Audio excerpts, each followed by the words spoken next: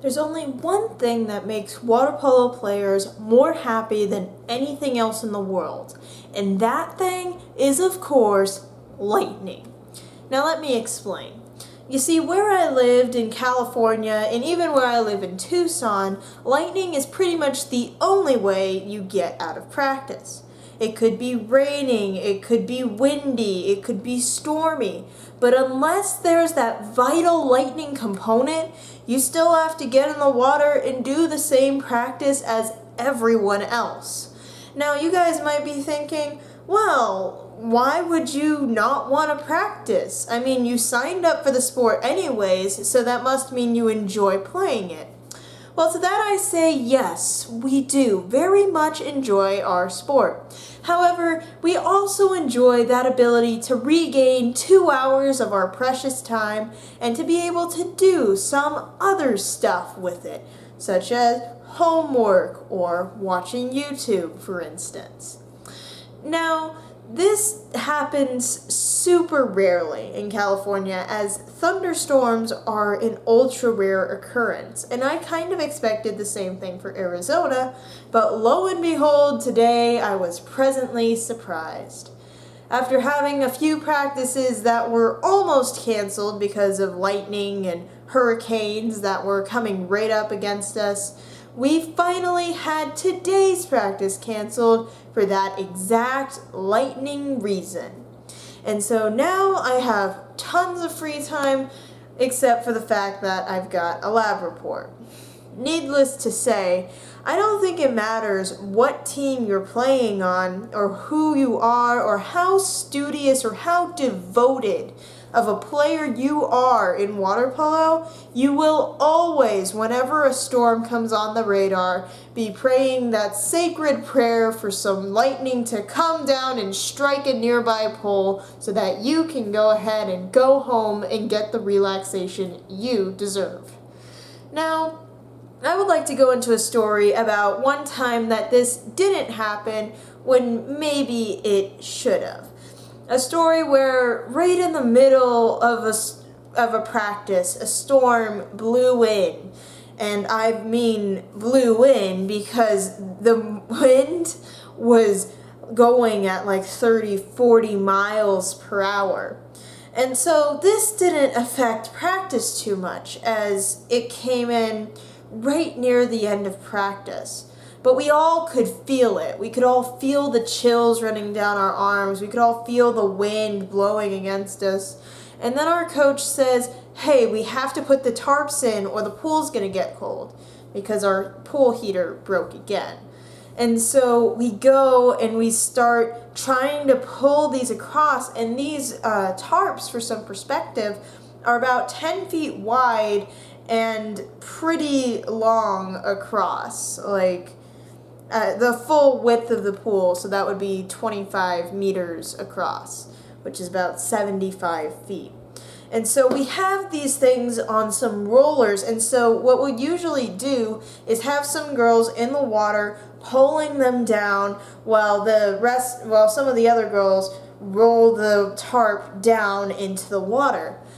But as you might have realized, having a 10 by 75 foot thing coming down is a lot of surface area. And so while a few of them went in without trouble, one decided it really wanted to embrace its dreams of being a kite. And so this one tarp that I was holding on to one of the ends of decided to just go ahead and tilt towards the wind and start blowing. And I'm just holding on, and the edge I'm on is at the bottom of the tarp that's like blowing upwards. And so I'm like right here, and it just starts going up, and I start, something in my brain is saying, you should probably let go.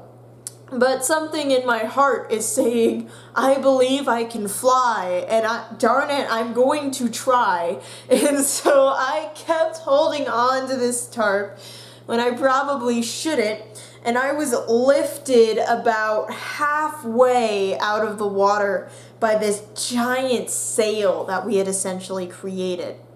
This was all fun and games until someone got hurt as the giant metal thing that we usually put the tarps on started getting pulled into the water and was pulled into the water, and it hurt someone on the way down. They were able to get out of the pool and to get help, but it was a very scary experience for them, I am sure.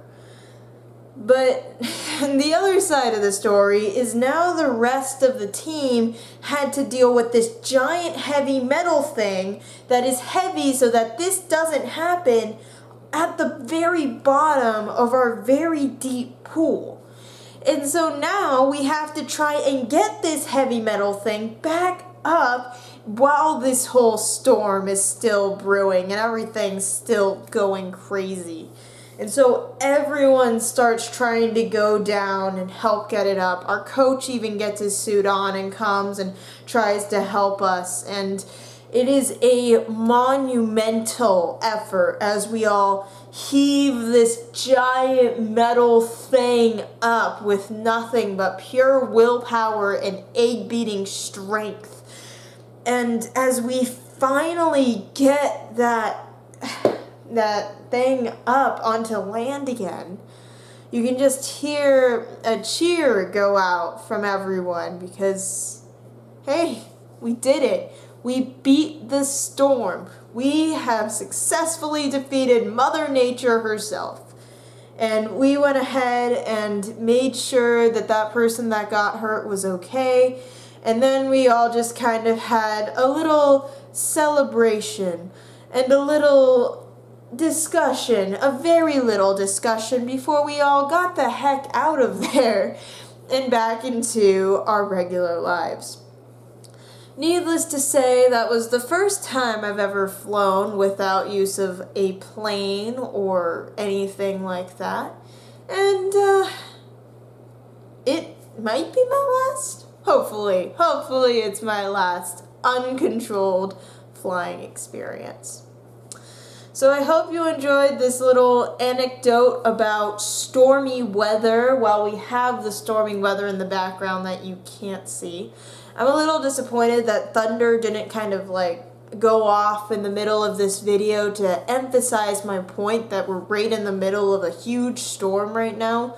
Such a big storm that some of the people are talking about classes getting canceled for tomorrow. So that's a little scary, but everything's going all right over here so far, and hopefully the storm gods will smile on the fact that as a water polo player, I've always fully respected the power of a storm. So anyways, thanks for watching. I hope that you guys soar high and enjoy the ride of life.